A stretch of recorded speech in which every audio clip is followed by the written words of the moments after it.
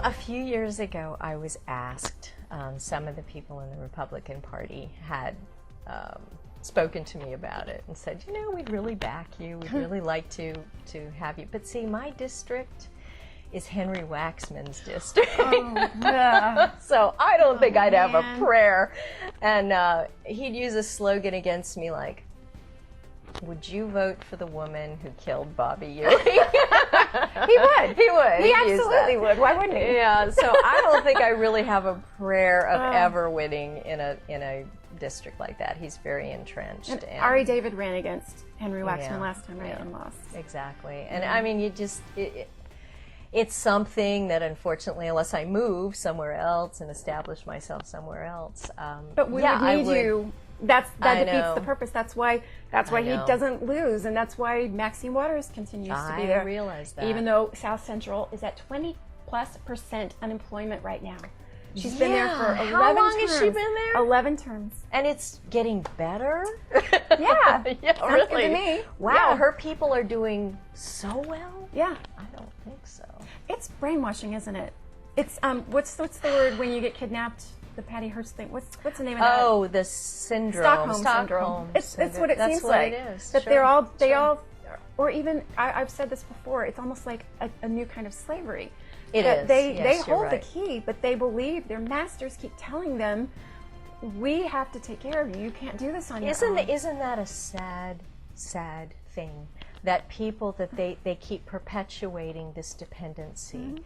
That instead of making you responsible and self-sufficient and self-reliant, instead of that, it's like, no, you're too stupid. Yeah. You know, we know what's best for you. Here's your check. Right. How condescending, if you really think about what they do on the other side. It's very sad. And yet, that's how they control. That's how they control the masses. That's how they do it, because look at the unemployment. Look at this. Oh, we'll just add more to it. We'll just extend it. For how long? People are sitting at home taking an unemployment check because they make less money going to work. Right. I mean, exactly. That's not America. No. That's not America. No. But people have to wake up. They really do. That's what we're working on. They are. We're trying. Wake up! I know. Gosh. I think your viewers are already awake. Yeah, I know these people. There's a few out there though that watch me and that aren't real sweet. That's okay. Yeah, That's I know. okay. That's fine. That's maybe someday. Again, 20% unemployment in South Central and less than 10 miles away in Palos Verdes, California. It's something like 2.7%. Why? Why is that? Yeah, why is that? Yeah. And look at our beautiful cities, everybody. Look at Detroit. Look what Detroit used to be. I can't wait to go there for vacation. And now it's a lot of movie companies are going there because they're doing end of the world movies or disaster movies, because that's the way it looks. How pathetic is that some of our most incredible cities are being bulldozed. Neighborhoods are being bulldozed. This is what the liberal agenda does for you. It's Democrat. It just is. I mean, that's the only difference. That's the difference between the neighborhoods and between the cities. Yeah. And who controls the politics? It's who controls it.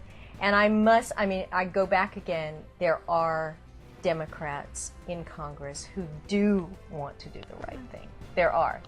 I don't want to paint everybody with a broad brush, but it's the ideologues that just have that mentality of, the dependency, and it drives me crazy. And of course our California Nancy, it's like, okay, this election in 2012 is going to be the defining election of our lifetime. I really do, because 4 more years of Barack Obama will, I don't know that we'll have a country.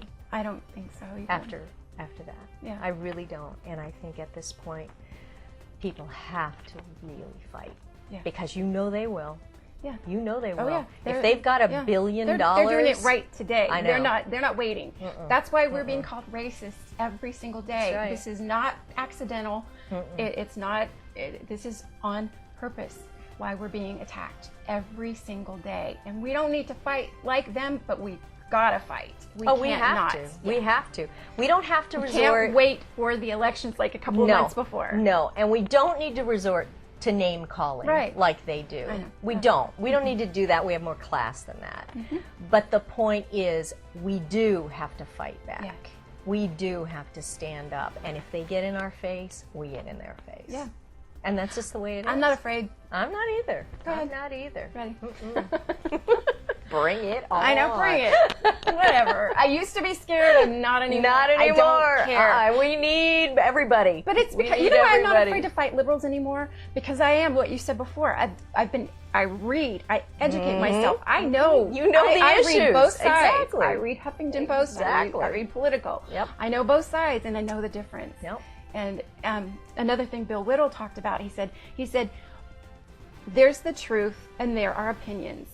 Their opinion is so far away from the truth that you can say, yeah, my opinion is correct because I'm over here closer to the truth. And that's the way it is. That's just the way it is. Well, we can fight it without any problem. You can't dispute the facts. No. You know, I mean, they can turn them on their head any way they want, but the facts are the facts. Yeah. You know, it's like, okay. Yeah.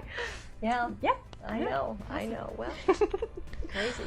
One more thing. What was the big, when you were a Democrat, what was your big turning point? What pushed you over the side and made you vote Republican? I went through, after Bobby Kennedy got shot, killed, I kind of left politics completely. I concentrated more on me, my career, everything else, and I wasn't really informed at all. Honestly, I just gave it all up, and it was all about, you know, Morgan Brittany becoming an actress and doing what she wanted to do. Well, when I was cast on Dallas, which was years later, I had to start doing a lot of interviews and a lot of TV shows. I'll never forget. One morning, I had to do a 9 o'clock show, an LA show, and I figured, I'm just going to talk about, you know, Larry Hagman and what it's like to be on set and this and that and the other, and I'm sitting down to a live audience. First question out of his mouth is, so, what do you think about the situation in Beirut? Oh, Lord.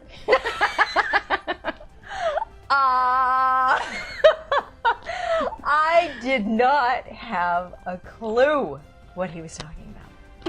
I vaguely in the back of my mind, Beirut. Okay, something's going on there. I know it is, and I just had no answer. I couldn't respond, and I said, well, you know, I'm not really politically involved, blah blah, and I felt stupid. Yeah. So from that moment when I left that studio, oh boy, you talk about books, radio, television. I promised myself I would never be unprepared again. Yeah. And that's when I started delving into politics and the Republican side and and I'm going, you know, I'm more here than I am here. This is actually, you know, that's what did it. That's what did it. It opened my eyes, and I knew I was a conservative. I knew basically deep down, but if you really look back to the Kennedys, if the Kennedys were here now, they'd probably be conservative, more conservative, you know, than they were considered back then. So I just really took my stand and decided that's who I was. Never to be embarrassed again. I am so glad you're a conservative. We are so blessed to have Morgan on our side. Thank you. To have an intelligent, beautiful woman who knows how to express herself, who knows what's going on in our world, and you've got a voice. I do, and I fight with Bob Beckel on the Great American Panel. Don't you just love it? Oh my gosh. I know, really, it's so funny. And so you're going to be on Sean Hannity's the end of this month? Right, the end of the month. You know the date yet? Or not? I think it's like right around the very end, around the 30th. Well, let me know, like and okay, you guys will know. Sure. We will be sure and watch you. Okay. And we'll watch for your pilot and anything you're doing. And you got to be on Dancing with the Stars. We need to start a new campaign to get Morgan on Dancing with the Stars. We'll see. I'm gonna be working for. You'll be a real star.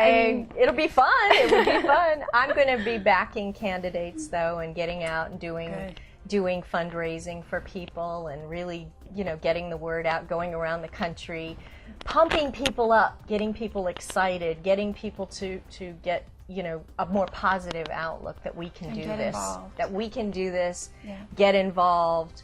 This really counts. It really does. Absolutely.